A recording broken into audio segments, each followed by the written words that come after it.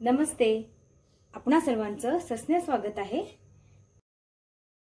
आज आपण दिवाळी फराळातला आणखीन एक पदार्थ बनवणार आहोत। खायला अगदी कुरकुरीत, हलका फुलका आणि सर्वांनाच आवडेल असा हा पदार्थ आहे। तर आपण पदार्थ बनवायला सुरुवात करूया। त्यासाठी आपण इथे अर्धा किलो मैदा घेतलेला आहे। तो आता आपण चाळून घेऊया।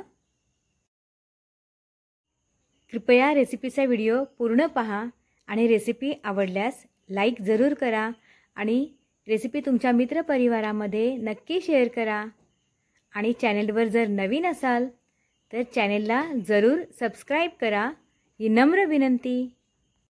यामध्ये थोडंसं मीठ घालूया।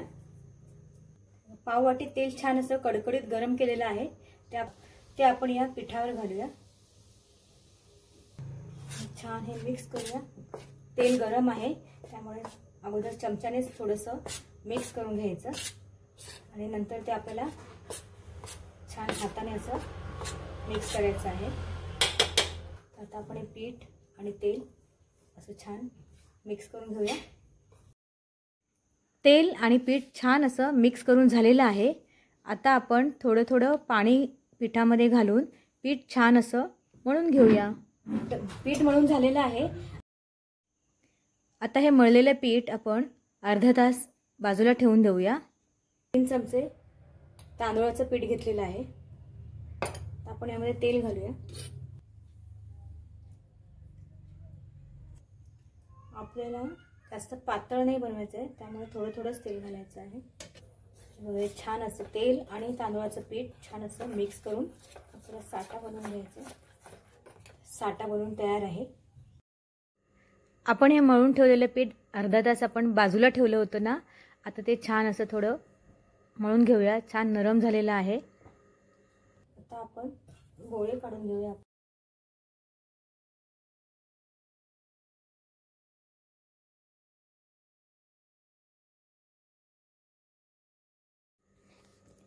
आता आपण हे पिठाचे गोळे बनवून घेतलेले आहेत ना, त्याच्या आपण छान अशा चपात्या लाटून घेऊया।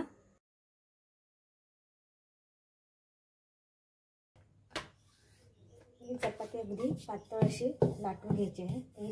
ही सुद्धा चपाती आपली लाटून झाली। हे बघा, आपल्या 3ही चपात्या लाटून झालेल्या आहेत। आता आपण ना त्यावर साठा बनवलाय ना, तो लावून घेऊया।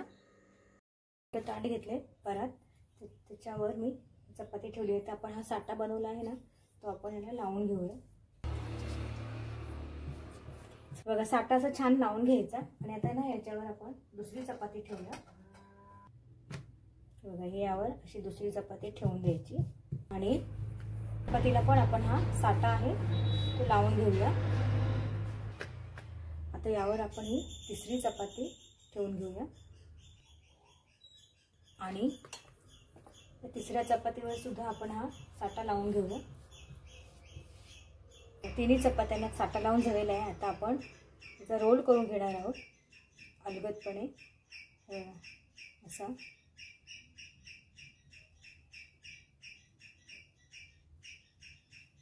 घट्ट असा रोल करून घ्यायचा।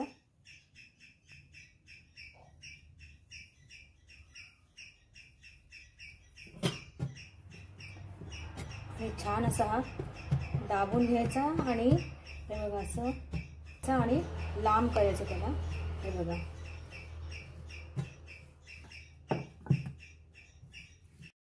आपण हा रोल बनवला आहे ना, त्याच्या आपण 1-1 इंचाच्या लाट्या कापून घेऊया।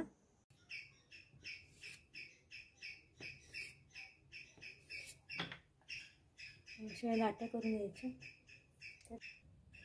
बघा, आता आपण लाटून घेऊया। हे हा भाग जो आहे ना, तो वर ठेवायचा आणि असं थोडंसं तिरकं दाबायचं। हे बघा असं, म्हणजे ते लेयर जे आहे ते सुटणार नाही। आणि हे एवढ्या आकारामध्ये लाटून घ्यायचं। बघा, आपण चिरोटे लाटून घेतलेले आहेत। आता ते आपण तळून घेऊया। चिरोटे तेल ठेवलंय, यात मी अगोदर 1-2 चिरोटे तळून घेतलेले आहेत। त्याच तेलामध्ये मी तळून घेते। तेल छान तापलेलं आहे। आता आपण चिरोटे मस्त असे तळून घेऊया।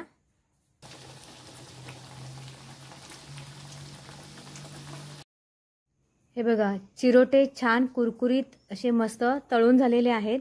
आता त्यावर ना आपण ही पिठी साखर आहे ना ती भुरभरवून घेणार आहोत. हे बघा,